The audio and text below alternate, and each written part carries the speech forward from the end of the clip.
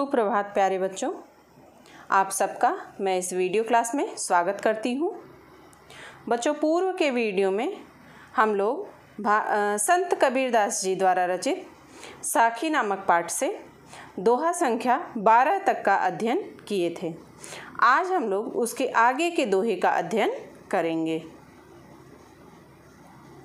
पाठ का नाम है बच्चों साखी। इसके रचयिता हैं संत कबीरदास जी।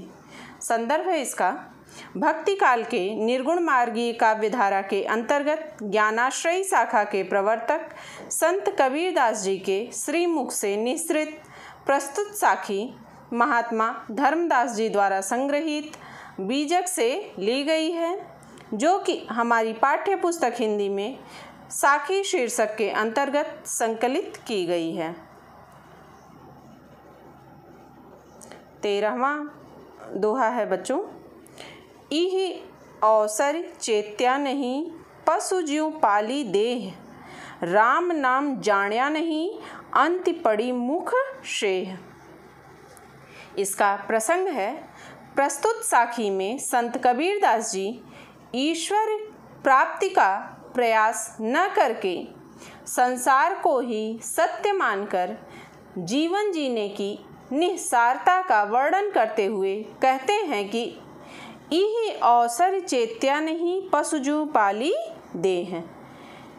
संत कबीरदास जी कहते हैं कि इस अवसर के प्रति तू सावधान नहीं रहा, अर्थात परमात्मा ने तुम्हें अपनी अनुकंपा से जो मनुष्य जीवन प्रदान किया है उसके प्रति तुम सचेष्ट नहीं हो। पशु ज्यों पाली देह, मात्र पशुओं की तरह अपने शरीर का पालन करने में लगे हुए हो। राम नाम जाण्या नहीं अंत पड़ी मुख से। कवि आगे कहते हैं कि राम नाम के तत्व को जानकर नाम जप नहीं किया, जिसका अंतिम परिणाम यह होगा कि जब तुम्हारी मृत्यु होगी तो दफन करते समय अंत पड़ी मुख से, दफन करते समय तुम्हारे मुंह पर मिट्टी ही डाली जाएगी, अर्थात तुम्हें सिर्फ और सिर्फ धिक्कारा ही जाएगा। कहने का तात्पर्य क्या है? कहने का तात्पर्य यह है कि ईश्वर ने हीरे के समान अत्यंत मूल्यवान मनुष्य जीवन दिया है, तो उसे कौड़ी के भाव वाली विषय वासनाओं में लिप्त होकर व्यर्थ नहीं गंवाना चाहिए।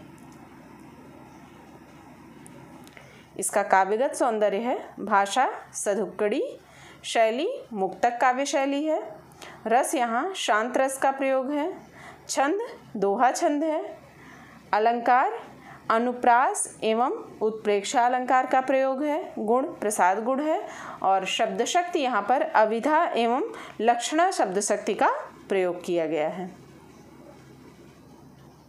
दोहा संख्या 14, यह तन काचा कुंभ है लिया फिरे था साथ, ढबका लागा फूट गया कछून आया हाथी। इसका प्रसंग है, प्रस्तुत साखी में संत कबीरदास जी मनुष्य शरीर की नश्वरता का वर्णन करते हुए कहते हैं कि यह तन काचा कुंभ है लिया फिरे था साथ। कहते हैं कि यह शरीर जिसे हे मनुष्य तू अपने साथ लिए फिरता है, जिसे तू अपना मानता है, वह क्या है? काचा कुंभ है। वह एक कच्चे घड़े के समान है, जो कि ढबका लागा फूट गया कछुन आया हाथ। कहते हैं जो कि एक जरा सी ठोकर लगते ही फूट सकता है, और उस स्थिति में तुम्हारे पास कुछ भी नहीं रह जाएगा। कहने का तात्पर्य है कि मनुष्य शरीर अत्यंत क्षण भंगुर है, अतः इसे अपना समझना या इस पर अभिमान करना व्यर्थ होता है।